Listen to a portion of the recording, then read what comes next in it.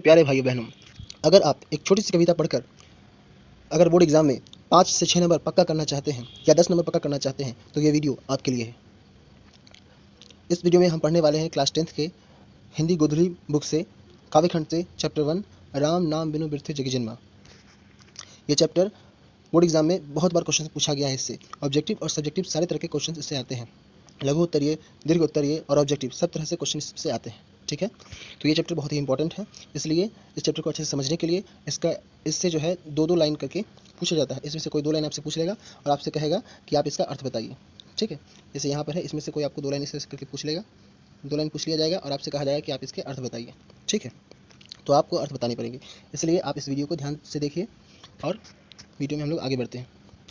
चलिए, तो दोस्तों माफ़ी चाहूँगा कि बहुत दिनों से मेरी वीडियो नहीं आ रही थी, क्योंकि मैं किसी ज़रूरी काम में फंस गया था। इसलिए अब जो है हर सप्ताह मेरी वीडियो कंटिन्यू आएगी और सब्जेक्ट पर आपको जो भी चीज़ जिस भी सब्जेक्ट में किसी भी तरह का कोई दिक्कत होगा अगर, तो आप मुझसे बात कर सकते हैं, मुझे कमेंट कर सकते हैं। मैं आपके कमेंट का रिप्लाई ज़रूर करूँगा और आप जिस विषय पर वीडियो बनाने के लिए कहेंगे मैं उस पर बनाऊँगा। ठीक है, चलिए तो शुरू करते हैं। राम नाम बिनु बिरथे जगी जन्मा। तो इससे पहले कि हम चैप्टर पे आएँ तो हम चैप्टर को जिन्होंने रचना किया है चैप्टर की, उनके बारे में थोड़ा सा समझ लेते हैं। तो इस चैप्टर के रचयिता हैं गुरु नानक। कौन है रचयिता? तो इसके रचयिता हैं आपको गुरु नानक। गुरु नानक। ठीक है, गुरु नानक कौन है? तो गुरु नानक सिख धर्म के पहले गुरु हैं। ठीक है, पहले अनुयायी। चलिए तो देखिए यहाँ चैप्टर है, इनके बारे में कुछ थोड़ा सा परिचय दिया है, उससे पढ़ लेते हैं। गुरु नानक का जन्म 1469 ईस्वी में तलवंडी ग्राम जिला लाहौर में हुआ था। तो गुरु नानक का जो जन्म हुआ था कहाँ हुआ था? 1469 में। कहाँ हुआ था? तलवंडी ग्राम। ठीक है, लाहौर में। लाहौर कहाँ है दोस्तों? तो लाहौर है पाकिस्तान में। लाहौर कहाँ है? तो पाकिस्तान में है। ठीक है, पाकिस्तान में लाहौर है। ठीक है, चलिए अब आगे बढ़ते हैं कि इनका जन्म स्थान जो है वो कहलाता है क्या? इनका जन्म स्थान कहलाता है ननकाना साहब। इनका जन्म स्थान क्या कहलाता है? ननकाना साहब कहलाता है। देखिए ये जो है इनका जन्म स्थान वो ननकाना साहब कहलाता है। ठीक है,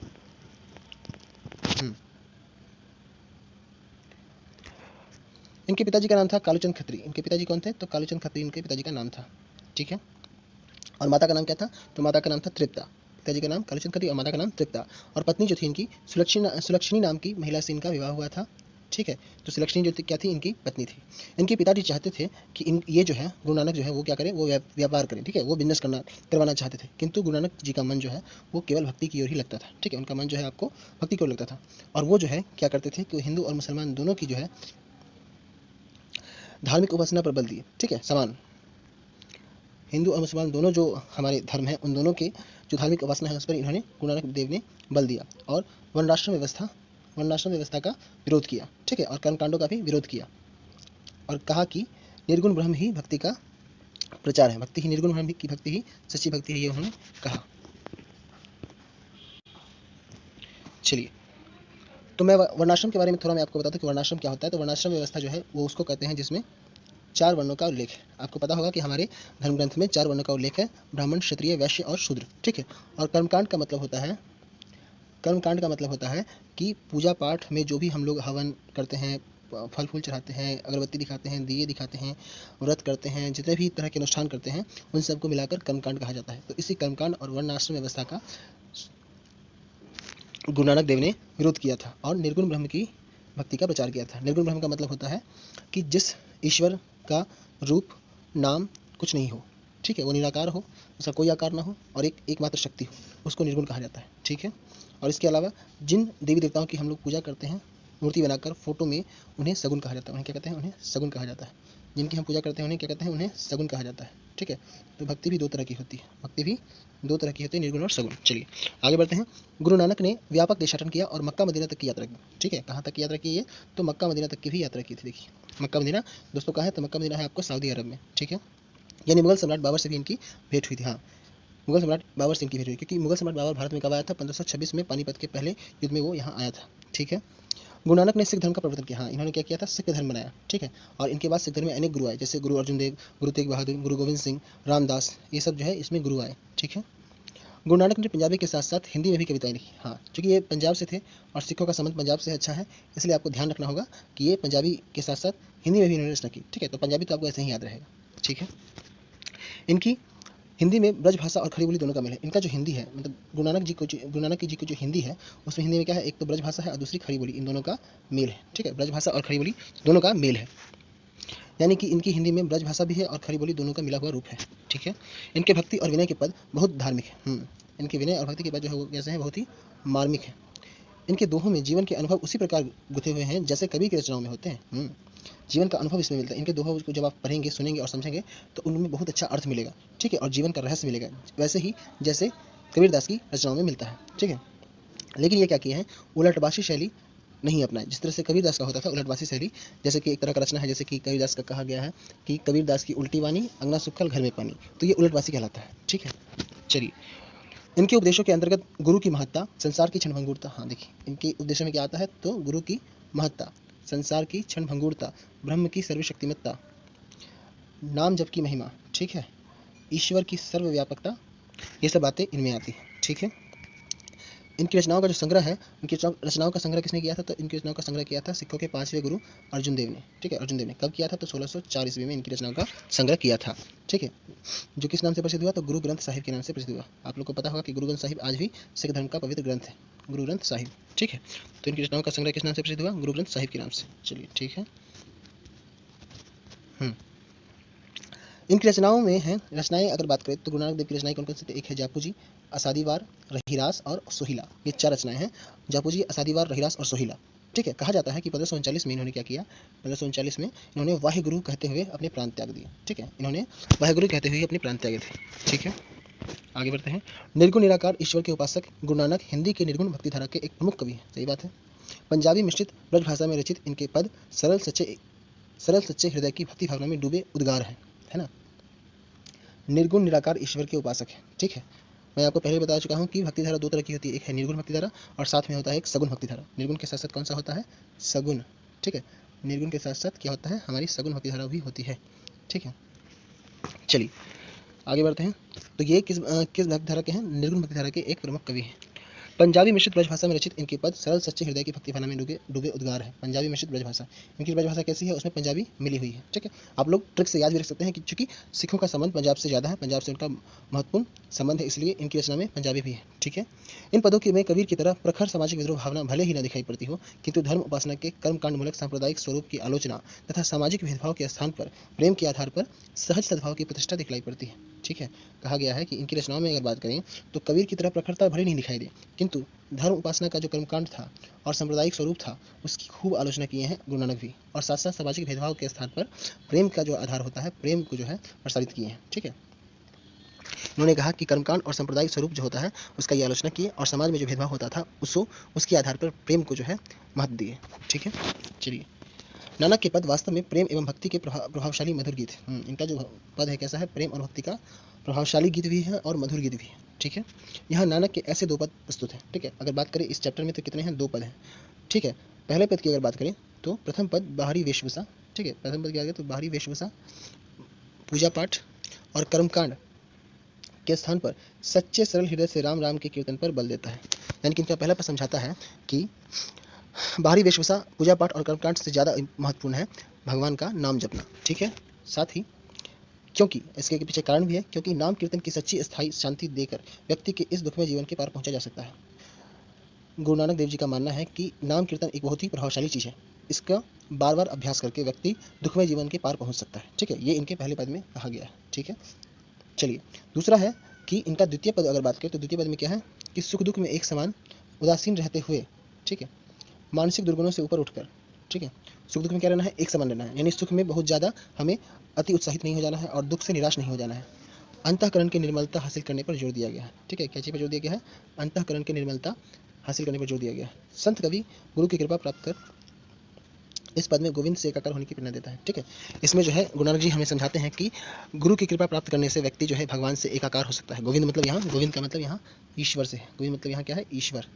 ठीक है, वैसे भी हम सब जानते हैं कि गोविंद का मतलब भगवान कृष्ण से है। ठीक है, तो ईश्वर से, गोविंद मतलब ईश्वर। चलिए, तो ये हो गया आपका लेखक परिचय, लेखक के बारे में जानकारी। अब हम लोग आगे बढ़ते हैं, अपने अगले भाग में आते हैं जिसमें है हमारा कविता। ठीक है, चलिए, तो देखिए दोस्तों, ये रहा हमारा कविता पहला पद है राम नाम बिनु बिरथे जग जन्मा और दूसरा पद है जो नर दुख में दुख नहीं माने। तो हम लोग पहले पद को पहले देख लेते हैं। ठीक है, हम लोग पहले पद को देखते हैं कि इसमें क्या है। तो पहला पद का पहला पंक्ति में है कि राम नाम बिनु बिरथे जग जन्मा, जिसका मतलब होता है कि जो व्यक्ति भगवान का नाम नहीं लेता तो उसका जन्म लेना ही व्यर्थ है। ठीक है, इसमें लिखा हुआ है कि जो मनुष्य ईश्वर का नाम नहीं लेता उसका संसार में जन्मना व्यर्थ है, बेकार चला जाता है। मानव जीवन केवल खाने पीने के लिए नहीं होता, बल्कि प्रभु का स्मरण करना भी बहुत जरूरी होता है। बिल्कुल दोस्तों, है ना, क्योंकि हम इंसान हैं, हमारे अंदर इंसानियत है, तो हमें ईश्वर का नाम जपना चाहिए और उनसे सीखना चाहिए। इसीलिए रामायण महाभारत चाहे किसी भी धर्म की किसी भी तरह की कहानियाँ मनुष्य जीवन के लिए अच्छी होती हैं, उन्हें प्रेरणा देती है। ठीक है, इसलिए ऐसा कहा गया है। दूसरा है भिखु खावे भिखु बोले भिखु नावे भिखु देखी भ्रमरा। भिखु मतलब विष है। ठीक है, तो यहाँ कहा गया है कि मनुष्य संसार के विष के समान मोह माया में फंस जाता है। ठीक है, यानी कि जो व्यक्ति नाम नहीं लेता वो भिखु खाता है, यानी कि विष ही खाता है। भिखु बोले यानी कि विष ही बोलता है, और ठीक है, और भिखु देखे भ्रमरा। ठीक है, और विष ही देखता है। इसका मतलब ये होता है कि मोह माया में फंस जाता है और उसी की बातें करता रहता है। ठीक है, और उसी में भटकता ही रहता है, विष में ही भटकता रहता है। यानी कि भिखु का अर्थ यहाँ क्या है, सांसारिक मोह। व्यक्ति जो है परिवार के बंधनों से, अन्य भौतिक संसाधनों के बंधनों में बन जाता है और उससे अभिभूत हो जाता है। ठीक है, अगला है हमारा पुस्तक पाठ व्याकरण बखाने संधिया कर्म निकाल करूँ। मतलब व्यक्ति क्या करता है, केवल जो है आजकल पढ़ाई के नाम पर केवल क्या करता है कि वो मोटी मोटी किताबें पढ़ लेता है, व्याकरण जान जाता है। बाहरी धार्मिक कर्म करना ही पर्याप्त नहीं है। ये समझा रहे हैं कि केवल पुस्तकें पढ़ना, व्याकरण बता लेना या किसी भी तरह के बाहरी जानकारी से समस्या का समाधान नहीं होता। यदि मन में भक्ति हो तो ये सब अधूरे हैं। ठीक है, मन में भक्ति होना जरूरी है, क्योंकि अगर भक्ति ही नहीं तो ये सब किसी काम का नहीं। चलिए ठीक है, आगे बढ़ते हैं। बिना गुरु शब्द भक्ति कहाँ। कह रहे हैं कि बिना गुरु के शब्द के बिना, यानी कि गुरु की वाणी के बिना मुक्ति नहीं। प्राणी राम नाम मिलूं अर्घ ही मरे। अगर व्यक्ति गुरु की शरण में नहीं जाता और राम नाम का जप नहीं करता तो वो व्यक्ति मुक्त नहीं हो सकता, मनुष्य को मुक्ति नहीं मिल सकती। केवल बाहरी पूजा से मोक्ष संभव नहीं है। ठीक है, चलिए। दंड कमंडल शिखा सूत धोती तीर्थ गवनु अति भ्रमणु करिए। कहा जा रहा है कि कोई व्यक्ति डंडा कमंडल, ठीक है, डंडा कमंडल जनेऊ धोती धारण करे और तीर्थ यात्रा करे, तब भी उसके मन में भक्ति नहीं है तो वह केवल भटकाव है। कहने का ये मतलब है कि बाहरी जितना भी दिखावा कर ले, ठीक है, झंडा रख ले, कमंडल रख ले, जनेऊ पहन ले, धोती धारण कर ले, तीर्थ यात्रा कर ले, बहुत सारा पूजा पाठ करे, खूब प्रसाद चढ़ाए, बहुत सारा व्रत करे, किंतु मन में अगर भक्ति नहीं है तो केवल भटकाव है। ठीक है, और कुछ नहीं। चलिए, राम नाम बिनु सती न आवे जपी हरि हरि नाम सु पारी परे। ठीक, कहें कि नाम के बिना सत्य की प्राप्ति नहीं हो सकती। ईश्वर का नाम जब तक नहीं लेगा लोग, तब तक व्यक्ति सत्य तक नहीं पहुंच सकता है। ठीक है, हरि नाम का जप करता है, यानी कि जो व्यक्ति भगवान के नाम का जप करता है वही जीवन सागर से पार हो पाता है। ठीक है, देख रहे हैं दोस्तों किस तरह से बहुत अच्छी बातें समझाई जा रही हैं, ये जीवन में बहुत ही आवश्यक है। जटा मुकुट तन भस्म लगाई बसंत छोड़ी तन नग्नु भया। बहुत लोग क्या करते हैं कि जटा रखने लगते हैं, शरीर पर भस्म लगाते हैं, वस्त्र छोड़ देते हैं। ठीक है, ये केवल बाहरी साधु रूप है। गुरु नानक क्या कहते हैं कि ये सब ठीक है, रखना चाहिए, लेकिन ये केवल बाहरी रूप है, अंदर भी भक्ति होनी चाहिए। क्योंकि बहुत सारे लोग इन सब चीज़ों का गलत इस्तेमाल करते हैं, इसलिए गुरु नानक देव ने ऐसा कहा। जेते जिये जंत जल थल महियल जन त्रैगुण बसी जीवा। कहने का अर्थ है कि संसार के जितने भी जीव होते हैं उनमें 3 गुण पाए जाते हैं। 3 गुण कौन कौन से होते हैं, तो सत्वगुण, रजोगुण और तमोगुण। ठीक है, सत्वगुण, रजोगुण और तमोगुण। इतना ही नहीं दोस्तों, भोजन में भी ये तीनों भोजन होते हैं, सात्विक भोजन, राजसिक भोजन और तामसिक भोजन। ठीक है, सात्विक, राजसिक और तामसिक भोजन होते हैं, 3 तरह के भोजन होते हैं। चलिए, गुरु प्रसादी राखले जन नानक हरिरस नानक झोली पिया। कह रहे हैं कि गुरु की कृपा से ही मनुष्य ईश्वर के प्रेम रस को प्राप्त करता है और उसका जीवन क्या होता है, सफल हो जाता है। हाँ, जब तक आप किसी अच्छे गुरु के मार्गदर्शन में नहीं काम करते हैं आपका जीवन सफल नहीं हो सकता। इसके कई सारे उदाहरण हमें देखने को मिलते हैं। जैसे आचार्य चाणक्य ने चंद्रगुप्त मौर्य को अच्छा मार्गदर्शन दिया, जिसके चलते हमने मौर्य साम्राज्य जैसा महत्वपूर्ण साम्राज्य मिला। ठीक है, चलिए आगे देखते हैं। तो यहाँ तक हमारा पहला पद समाप्त होता है। पहला पद में ये समझाया गया है कि मन की भक्ति ही सच्ची भक्ति है और नाम जप बहुत ही महत्वपूर्ण होता है। ठीक है, अगले में हम लोग समझेंगे अगले पद में कि किस तरह से सुख और दुख में समान रहना चाहिए और भौतिक सुख की ओर भागना नहीं चाहिए। देखिए, है ना, कहा जा रहा है कि जो नर दुख में दुख नहीं माने। क्या कहा गया है कि जो नर दुख में दुख नहीं माने, वही व्यक्ति कहा कि जो नर दुख में दुख नहीं माने। ठीक है, सच्चा मनुष्य वही होता है जो, सच्चा मनुष्य कौन होता है, सच्चा मनुष्य वही होता है जो दुख को दुख नहीं मानता। ठीक है, दुख आने पर दुख नहीं मानता। सच्चा मनुष्य वही होता है जो दुख आने पर विचलित नहीं होता। ठीक है, क्या है कि दुख आने पर भी वो क्या हो, विचलित ना हो। ठीक है, तो वही होता है सच्चा मनुष्य। ठीक है, आगे है कि सुख स्नेहु अरु भाई नहीं जाके कंचन माटी जाने। कहा यह जा रहा है कि सुख स्नेहु नहीं भाई जाके, मतलब कि सुख का मोह जिसे न हो और जो न सोने को जो है वो मिट्टी के समान समझे, वैसा मनुष्य ही सच्चा मनुष्य है और वही वैसे वास्तव में वो ज्ञानी है। क्योंकि वास्तव में उसके पास, व्यक्ति के पास अपना कुछ होता नहीं है, वो सारा परमात्मा का ही होता है। नहीं निंदा नहीं स्तुति जाके लोभ मोह अभिमाना। कहा जा रहा है कि जो ना प्रशंसा से खुश होता हो और ना ही निंदा से दुखी होता हो, जिसके मन में न लोभ हो, न मोह हो, न कोई अहंकार हो, वही व्यक्ति ईश्वर के निकट होता है। अच्छा, अगला है हरख सोख सोग ते रहे नियारो नहीं मान अपमाना। ठीक है, जो खुशी और दुख दोनों से ऊपर उठ चुका है, जो खुशी और दुख दोनों से ऊपर उठ चुका है तथा साथ में सम्मान और अपमान को समान समझता है, वो व्यक्ति ही श्रेष्ठ है। सम्मान हो या अपमान, दोनों को समान जो समझे वही श्रेष्ठ है। जरा कि आशा मनसा सकल त्यागी के जगते रहे निराशा, मतलब कि जिसने सभी इच्छाओं और आशाओं का त्याग कर दिया हो। मतलब व्यक्ति को जो है इच्छाओं और आशाओं का नियंत्रण रखना जरूरी है और संसार से आसक्ति छोड़ दिया, संसार का भरोसा करना छोड़ दिया, वही व्यक्ति वास्तव में ज्ञानी है। ठीक है, काम क्रोध जेहि पर से नाहिन तिहि घट ब्रह्म निवासा। हाँ, क्या करें हैं कि ब्रह्म निवासा मतलब ईश्वर निवास करते हैं किसके अंदर, जिस व्यक्ति को काम क्रोध स्पर्श नहीं करते उसके हृदय में ईश्वर का वास होता है। जिस व्यक्ति के अंदर काम का मतलब होता है इच्छा और क्रोध का मतलब होता है गुस्सा, तो जिसके अंदर बहुत सारी इच्छाएं ना हो, इच्छाओं को कंट्रोल करना जो जानता हो और गुस्से पर कंट्रोल करना जो जानता है, उसी के मन में ईश्वर का वास होता है।